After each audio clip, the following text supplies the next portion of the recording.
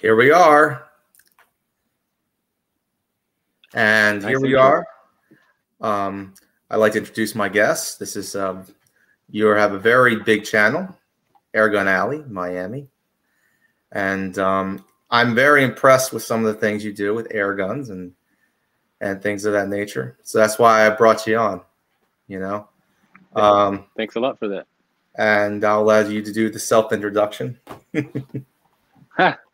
Yeah, well, so far I am Airgun Alley. I haven't really revealed much else about myself. But my name is John, G-I-A-N. It's a longer Italian name, but I go by John. And I'm a bit in between two worlds right now. I'm a professional news cameraman, and I've also recently, because the Airgun Alley, I've actually only had it started exactly 1 year ago, last December. So I'm in between these two worlds now, between my professional world and this new YouTube world, where I really hope to implement and eventually have that to be my main source of income and my main job. So until that happens, I do want to keep the two worlds separate. So I prefer not to give too much away of my identity until I'm able to be full on into the YouTube kind of business. Yes. Well, that is awesome. It's nice that we have such an interesting guy here, and I understand that you don't want to reveal a lot about yourself, but you do have some good skills. I will say that you do. You've been into less than lethals. You've shot a lot of the T4E products, like I have. You know, you've tested a lot of slugs that I haven't tested yet. But I really enjoy your videos because they're both funny and they have funny intros.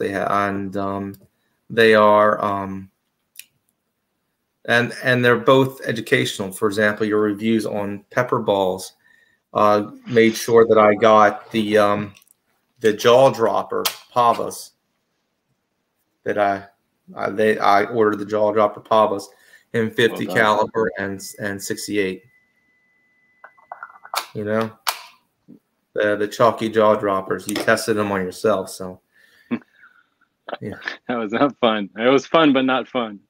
But but like you said, yeah, it's funny. Somebody the other day commented somewhere that apparently I'm the guy, or I am the channel for slugs, and it was such an involuntary thing that, you know, it just kind of happened that the channel took this direction as to where I started testing pretty much every slug out there, homemade, more professional made, bigger brands, smaller brands, your average Joe that makes them at home. So yeah, indeed, in this 1 year, the channel has very much kind of focused on testing all these different slugs for the various T4E guns, which, as you know, and as you pretty much own every single gun that I own. It's a drug. It's a complete drug. Oh, yeah. And, you know, once you buy one, and then damn Umarex comes out with another one, and then they come out with another one, and better looking one, and in the end of the day, they're so affordable as well. I mean, they're not the cheapest items you find out there, but if you save up, you can always afford one at one point. So they're so affordable, so fun to shoot that. Oh yeah. It's impossible not to buy the next one every time one comes out. Exactly. They're very good. They're very reliable, and that's what I like about them. Yeah. They're very reliable. They're very good at what they do. They're as reliable as I said before we're talking, my crossbow, my Cold Steel Cheap Shot, which I got for $300, but the most reliable crossbow I ever had. You know, that's amazing. How long does it take you to reload it? Well, it's just about a second, about a couple seconds. Oh. Okay. All you have to do is just after you're done, you just place the bolt in, just slide it in. You know what I mean? You know, it's like almost like half a minute, you could say. You know what I mean? and that's it. Oh, cool. It's got a red dot sight. It's been the most reliable crossbow I've had. I have other types of crossbows. Now one crossbow I got is a hybrid from Robin Hood Archery. What? Oh, I lost you for a second. We were at the loading. Yeah, at Robin Hood Archery. Oh yeah, I just slip it in, and it takes about a half a minute. Oh, cool. Okay. I'll get into those one day. I promise. And I know you've been pushing a lot, and you've been giving me a lot of suggestions. It's okay now. You already got something better. Oh, hey man, it's always it's a moving forward business. So you always need to think about the next thing and going on and moving forward. So eventually, crossbows will come into Airgun Alley for sure. Well, there are some very good models out there. Have you ever heard of the repeating crossbows? I have not. I have not in detail. I have just the other day I was at Bass Pro Shop and looking for some arrows, and I kind of fell into the aisles of crossbows, and my jaw was just on the floor because they're just beautiful. They're just beautiful objects. They are. And there's so many. There's a lovely video by I say lovely in a sarcastic way. There's a great video by basically Kentucky Ballistics, like showing how lethal is a crossbow. I would suggest it because he has a ballistic dummy. He tested the crossbow bolts on. The first one, like the one that he was testing was like, I think 300 pounds. And it had a self, one of them had most crossbows come with like most crossbows you have to buy a spanner, which is basically a rope winch, you could say, with it. But you can get the ones that have cranks and built-in cranks, and in my case, a built-in lever for it. This version of a crossbow is the Cold Steel Cheap Shot. They don't make this anymore, but there is a version of this just like this in black, the EK Archery. There's an EK Archery version of this, and of course the EK Archery version basically just looks like this, except has like a 5-bolt magazine, or you can adjust it for a 7-bolt magazine. Basically, you can just do this, and you could just have another shot, and that's called the Cobra Adder. Got it. Wow. All right, I'm definitely giving you a call, man, when it's time to switch to crossbow. The different versions now. That's the more powerful repeating crossbow. Those type of crossbows are made for self-defense a lot of times. There's the ones that they're fast and just powerful. You can get like 90 pounds, 80 pounds are pretty good. With bows and arrows and crossbows, the one thing that's really interesting about this is that 20 pounds per pressure on a regular, like say a bow, you know what I mean, can literally take down a deer.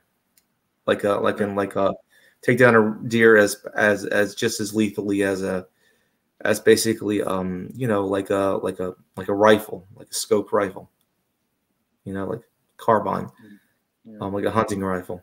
But that's so it's very interesting with the arrows and how different they are and how they kill, Yeah. They don't do the same thing as a bullet. So a lot of times you don't need the high pressure velocity a lot of times. So with crossbows, 130 pounds will kill you. 80 pounds, 90 pounds will kill you. No, man. Yeah. Yeah, Sven. Imagine if you have a broadhead, it makes it even easier. Oh yeah, and there are different types you can get. I prefer the soft. I'll show some of the heads I use for my crossbow.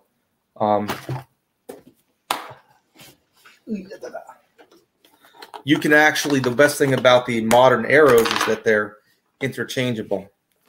Now a lot of people will use these razor heads that you can't reuse. You know what I mean?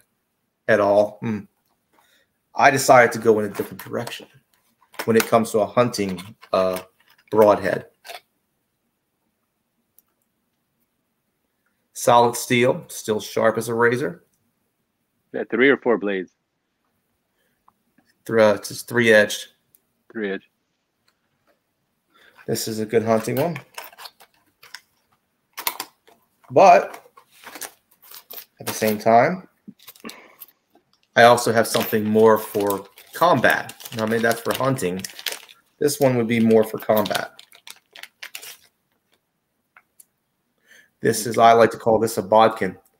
I bought these on Amazon, but they say these for hunting, but these look exactly like the bodkin tips, if you can see. That medieval archers used. These were the original armor-piercing rounds. Wow. Solid steel. I like the solid steel versions. Yeah. Yeah, and that's the thing. Archery has been around for so long, so much longer than firearms and definitely air guns. So there's a lot more science probably behind it. True. So have slingshots. Absolutely. Exactly. Do you have any questions for me, or? Yeah, no. I've been following. I really like what you do and how broad your experience. It's funny because you have so much experience in so many different weapons, so many different types of weapons. And while I just started exactly 1 year ago, I never touched. I mean, the only guns that I've touched were squirt water guns in my past. And then just in this 1 year, this whole new world opened up for me. Mm-hmm. So I can explain that. I come from a rougher background probably than you do. You know what I mean? I come from like a white working class kind of background. I lived in bad neighborhoods. I've lived in the backwoods as well, hunting, fishing. Basically, I come from a family with a warrior kind of thing, warrior kind of bloodline, you could say. And I guess that's the reason why I'm into different kinds of tools for defense and hunting, because I was raised in that backwoods hunting background. I've been in bad neighborhoods. I've been in different environments. I love the backwoods the most because it's the most peaceful. But I've been in like some of the worst trailer parks you can imagine, some of the worst neighborhoods. Yeah. I've been there. So I know and I've experienced at an early age, like a violent, I witnessed a violent attack at an early age in my own home. So that's the reason why I'm always want to be prepared for any situation. I absolutely agree, man, and it's the need that brings you to it. I grew up, I was born and raised in Italy, and in Italy, there is absolutely no weapons for anybody other than the mafia and the police. So the mafia they use the weapons against each other, and the police uses them against the mafia. So the general public just is completely left out of the weaponry world. So again, being born and raised in Italy, I never ever been around any of that. However, I'm also half American, so I would come to the U.S. every summer and work with my cousins and stuff. And here is a completely different world. They lived, like you just said, some were out in the boonies, some lived in very difficult neighborhoods. And so here, I did see that there is indeed the need of having, means of defense. So it's the type of society and environment. See, exactly, absolutely. It is like that. I mean, I've actually lived this. I've actually seen